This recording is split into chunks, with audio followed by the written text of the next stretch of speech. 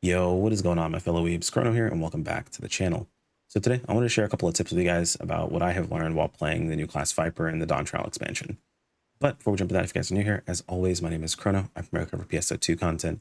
Would much appreciate it subscribe as we get towards that 10K mark, hopefully, by the end of this year. Anyway, let's go ahead and jump into this.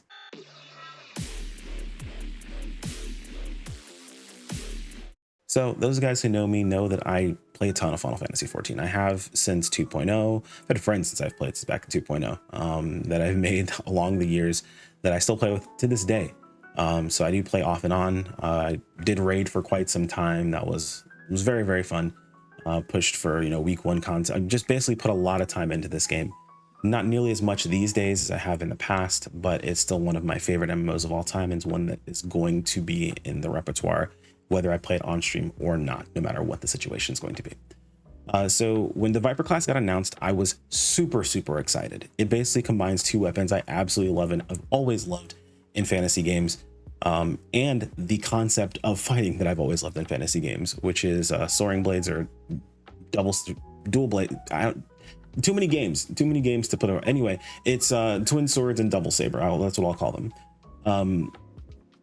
The twin sword concept going into a double saber concept has always been really cool to me. I've always been a very big fan of it. It's always been something that I enjoyed in basically any game that allowed me to enjoy it in. Since dating all the way back to Final Fantasy IX, with Dane using his thief swords that combined together, good old Mage Masher. Going forward into, of course, everyone's going to make the comparison of SAO when it comes to the twin sword concept. But, as much as people dislike Kirito, I definitely like the concept of an overwhelming attack to deal with every situation.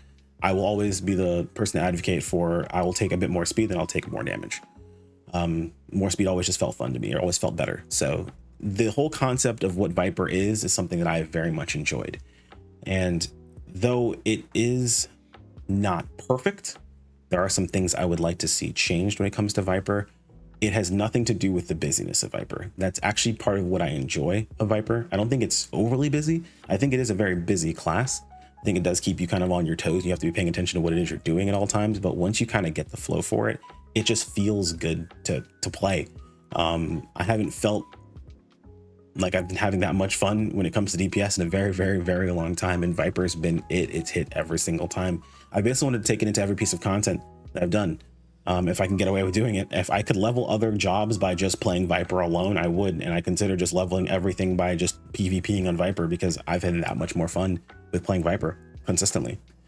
Though I understand my own drawbacks when it comes to learning new things. So everyone learns differently. And I wanted to kind of share with you guys some things that I personally did that made it a bit easier for me to learn how to play Viper, and dispel a couple of things that I've also heard from some of the community that just seems a bit silly. I mean, I can understand why they think this until you actually look at it, but then it starts to make a lot more sense when you take some time. So a very common thing you'll hear about Viper, now it's understandable, right, is that it's super, super easy. Ignore everything, just follow the dotted line. While that is mostly true, it is not completely true. It's actually pretty easy to get lost by following the dotted line, because multiple dotted lines will pop up.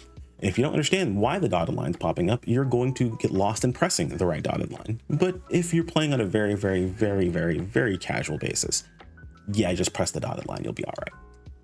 If you want to understand and make it a bit easier for you to do other content, because realistically speaking, you can't be staring at your bars to know what dotted line is lighting up, that's where the job gauge actually helps you out.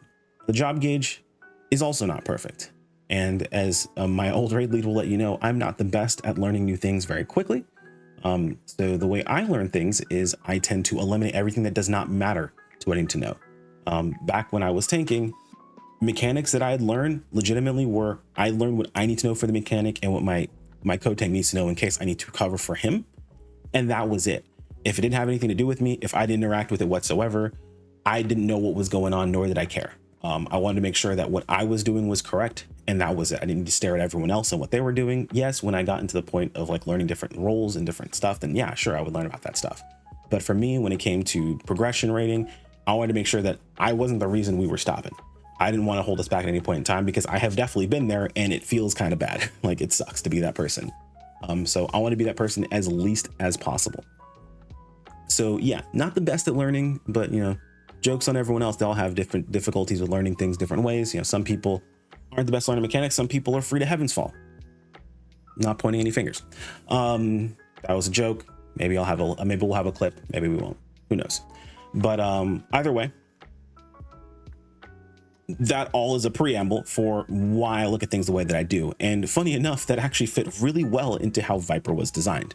So I'm going to go over a couple of things really quick with Viper and kind of explain my thought process when it comes to the different abilities. So I have everything set up the way I do on purpose. Steel Fangs and Dread Fangs are kind of Viper's 1, 2, 3. And they kind of intermix with each other. But the way that I look at them is I look at them as left and right hand buttons. I know some people were really upset that they couldn't separate these buttons, but after playing Viper, I would never separate these buttons again. Because of the way that they work, it just makes a lot more sense to me to keep them together. So Steel Fangs and Dread Fangs, think of as left hand weapon, right hand weapon. That actually also matches up directly with the job gauge. Left hand, right hand. And I'll go ahead and show you guys what I mean. So if I go up to this target, and I hit it, I'm just going to hit it really quick to generate some buffs going. Another Dread Fangs. This here, and there we go. Cool. So we have buffs going, right? So let's say I'm going to come up to this target. I've got my Noxious Gnash up. I'm going to hit him with Steel Fangs. As you can see, the right side of the job gauge is lit up. That tells me I'm on my right hand weapon, which I know is going to lead into a rear combo. So I press my right hand weapon. I want to be at the rear because I know that I'm at the rear combo at the moment, and it lights up the left side of the job gauge, left hand weapon. And that's it. It's actually that simple. Left hand I know leads into flanks, so I move to the flank early. Right hand lit up. Right side. It's that easy. Now granted, I think this could be better.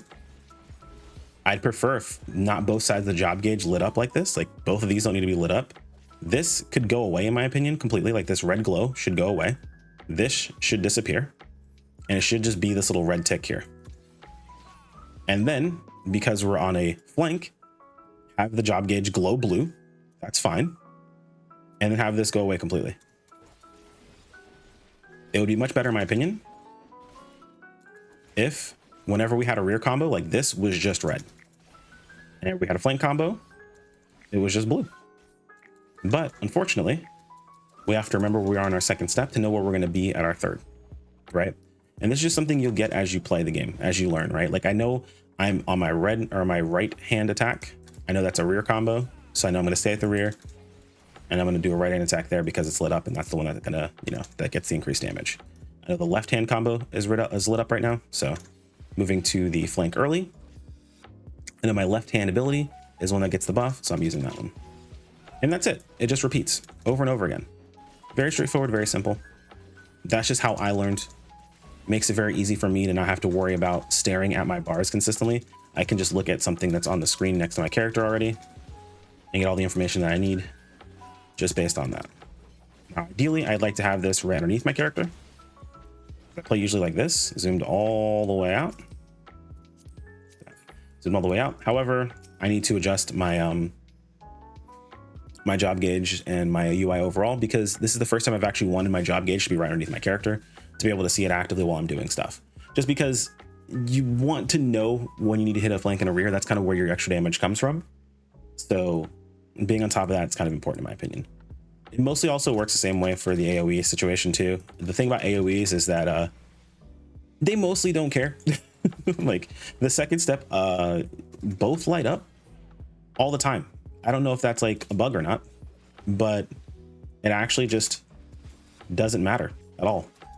So they both light up until you get to the final step, which tells you, hey, left hand weapon, cool.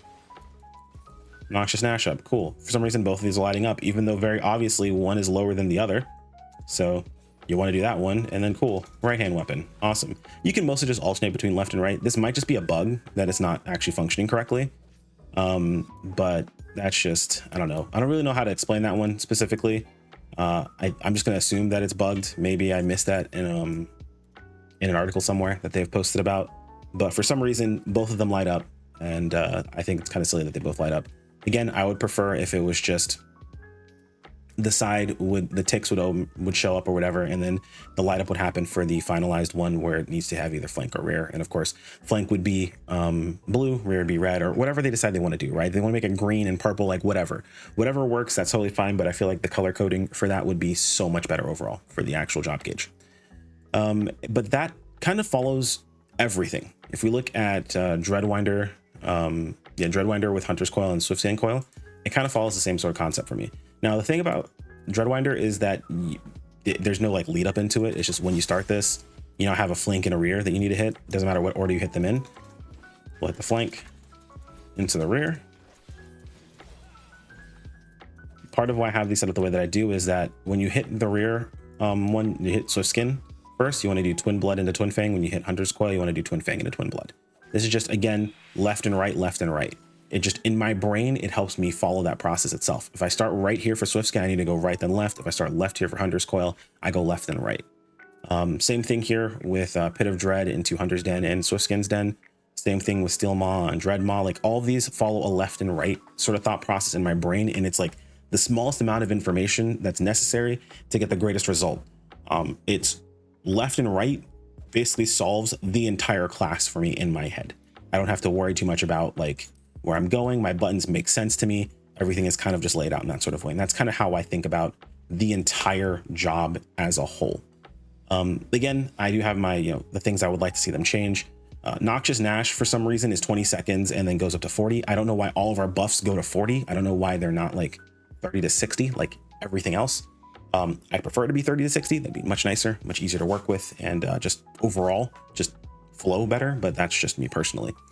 The other thing is, and this might just be a me thing, but as much as I love Reawaken, it's super cool. That was all the first animation. As you can see, the second ability already came up. I'm someone who looks at my animations to tell where I'm at in combos. And I can't tell when my animation ends half the time with some of these abilities. So as much as I love Reawaken, I understand this is a problem that I have no idea how to fix. Like, the answer to me is to look at this here to know when I've used each one of them. So it's the job gauge again. So that's how I keep an eye on this. I don't like staring at my buttons. I want to be able to look at the screen to understand what's happening in front of me, especially since I need to pay attention to flanks and rears, and then all the mechanics that are happening in this game right now, and the fact that they're changed up how dungeons are working, and dungeon mechanics are actually mattering more, and bosses are actually killing you. God, what's the name of that other dungeon, the stupid boss where he has those ads that grab you and hold you in place when the stupid thing falls on your head and you can't do anything? I hate that boss so much. I think that boss is probably the hardest boss of the entire expansion, to be honest. Like, every other boss has mechanics that kill you. That's fine, that I can keep in mind. That boss, I cannot wrap my head around just keeping any form of uptime. Even not getting uptime, I still mess something up, and I absolutely hate it. Hate that boss so much. Not fun. I think he's the hardest boss in the entire expansion, and it's the first boss of a dungeon. It's crazy to me. But anyway, that's pretty much all I've got for you guys today. If you have any other questions, or if you guys happen to have any other ways that you conceptualize something in your head to be able to follow what Viper is doing, by all means, feel free to let me know in the comments below. If there's something you guys have found that's been too difficult or anything along those lines, keep in mind, I'm not against them making changes. I am a little sad that they're already talking about making Viper, what it sounds like they're talking about, making it a bit easier to follow. We don't know what that is just yet. And literally tomorrow, I believe, is the patch is going to be changing some things, so we'll have to see what they decide to do overall.